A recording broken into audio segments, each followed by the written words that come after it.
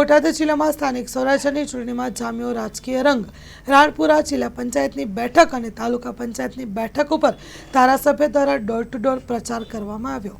Story report by વિપુલ લુહાર, બોટાદ। રાણપુરના અમારા જિલ્લાના ઉમેદવાર અને તાલુકાના ઉમેદવારોને સાથે લઈ રાણપુરમાં પ્રવાસ કર્યો। ખૂબ સારો પ્રતિસાદ મળ્યો છે। કોંગ્રેસમાંથી અનેક કાર્યકર્તાઓ આજે ભાજપ સાથે જોડાયા છે। અમારા તાલુકાના ઉમેદવાર અને જિલ્લાના ઉમેદવાર ખૂબ લીડથી જીતે એવા અમારા પ્રયાસ અને પ્રયત્નો છે અને ગામનો ખૂબ સારો સહકાર છે।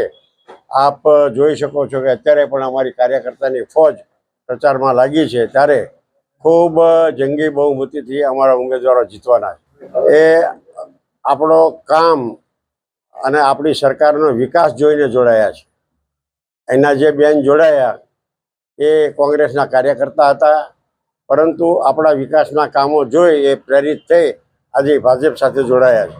મારું નામ કેશુભાઈ ધરમસિંહભાઈ પંચાળા। હું બોટાદ જિલ્લા પંચાયતનો પૂર્વ આરોગ્ય ચેરમેન તેમજ જિલ્લા પંચાયતનો સદસ્ય રહી ચૂક્યો છું। મારા ભૂતકાળની અંદર મેં નાના કામોથી માંડીને રેશન કાર્ડનું હોય, આયુષ્યમાન કાર્ડનો વિસ્તારવાઇઝ કેમ્પ કરાવરાયા અને કોઈ પણ નાત જાતનો જોયા વગર કે પક્ષપાત જોયા વગર દરેક સમાજના કામો મેં કર્યા છે અને દરેક સમાજ મારી સાથે છે, મને એટલો વિશ્વાસ છે।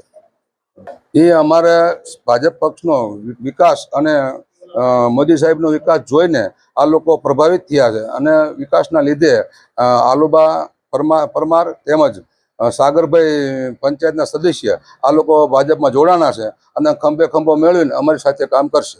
મારું નામ પરેશભાઈ નરસિંહભાઈ સલ્લાયા છે।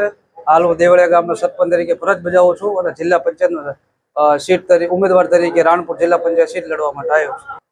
હાલ જે કોંગ્રેસમાંથી જે ભાજપમાં આવેલા છે તે ભાજપ સરકારનો વિકાસ જોઈ અને કામગીરી જોઈ અને ભાજપમાં જોડાયેલ છે।